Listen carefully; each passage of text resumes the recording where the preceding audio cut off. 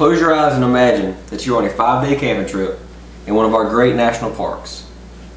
Now stop and imagine if we did not have one of these many trees to refill the air with the oxygen of which we breathe. The reason we do have these trees to continue to produce oxygen and recycle the carbon dioxide that we exhale is because of silviculture. According to West Virginia University, silviculture is the agriculture of growing trees, and it is through this practice that we define the act of growing trees, plus the growth of knowledgeable people interested in careers who in fact pursue the conservation measures that are needed for a healthy forest. Learning the reasoning behind how trees grow truly allows for an extremely open discussion to explain what all is involved in the practice of silviculture. According to the University of Washington School of Environmental and Forest Sciences, silviculture is defined as several environmental factors combined into one focus of bettering the future generation of all forests.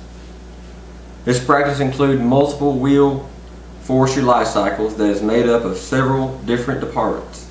These departments include water quality, structural complexity, wood supply, forest health, restoration, wood quality, wildlife habitat, and soil conservation. Of these 8 components, wood quality and wood supply go hand in hand in how to explain how silviculture is part of our economy. These 2 qualities are a large part of building decent homes and high quality frames in order to have sturdy furniture. The wood is inspected and graded on the quality and of the size of the wood. Forest health and restorations are both part of the way to keep the forest healthy. The forest health relies on the low fungal and insect infestations. The restorations can prevent the fail of a forest by prescribed burning when needed. Water quality and soil conservation are also connected together to better the environment. With these 2 in mind, if you have good water quality, you will have a good soil environment. This good soil allows for healthy growth in the forest and excellent soil minerals that will fertilize the land. Of the 8 aspects of silviculture, structural complexity and wildlife management are the final group that matches together. Wildlife management includes preserve specific forests or environments for endangered species.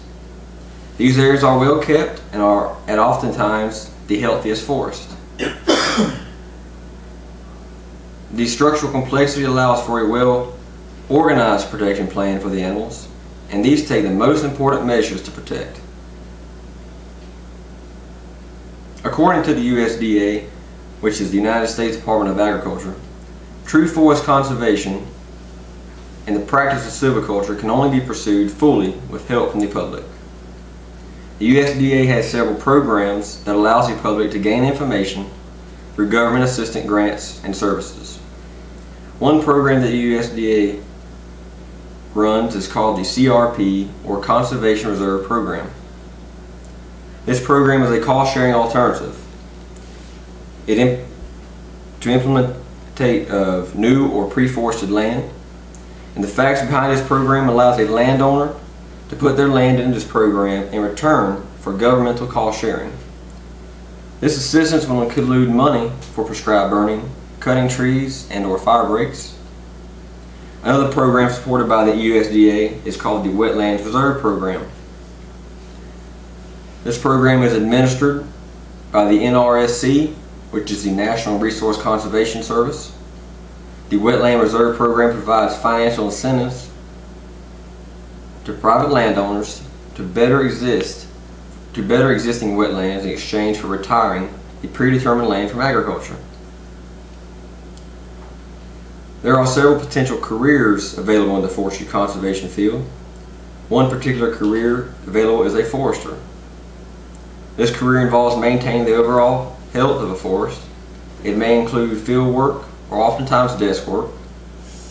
This career requires a 4-year bachelor's degree from an accredited college and this career can be further broken down into specialties and or as low as a forestry technician. The main goal behind the career is to better promote forest environment, wildlife management, and conservation in order to further the life of the forest.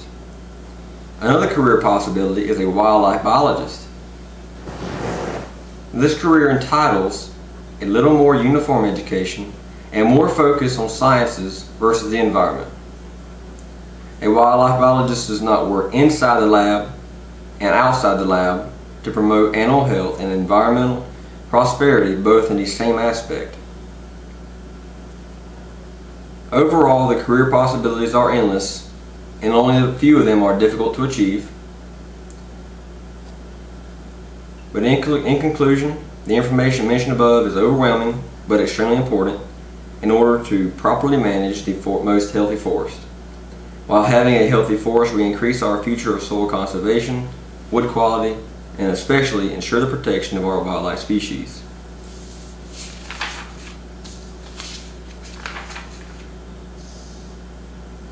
A list of my sources are the U.S. Forest Service, U.S. Department of Agriculture, Improving, Restoring, and Managing Natural Resources on Rural Properties in Florida, and Silviculture Research.